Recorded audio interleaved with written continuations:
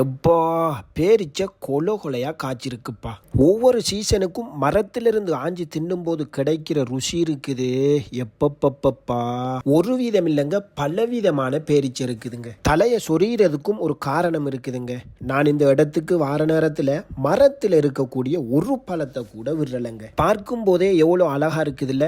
போனில் பார்க்கும்போது எப்படி என்றா நேரில் பார்க்கும்போது எப்படி இருக்கும் நீங்களே யோசிச்சு பாருங்க. இப்படி பேரிச்சை சாப்பிட்டா 1 இல்லைங்க 2 இல்லைங்க 10 15 சாப்பிடலாம். என்னுடைய குடும்பத்துக்கு கொடுத்து அனுப்பணும் போல ஆசையா இருக்குதுங்க. ஆனா நாட்டுக்கு போறதுக்கு இந்த நேரத்துல யாரும் இல்லைங்க. இப்படி பேரிச்சை ஒவ்வொரு சீசனுக்கு மட்டும்தாங்க இருக்கும். காத்தான்குடி நீ தின்றது தப்பில்லை, ஆனா அது அவங்களுக்கு காட்டி தின்றது தப்பு இல்ல.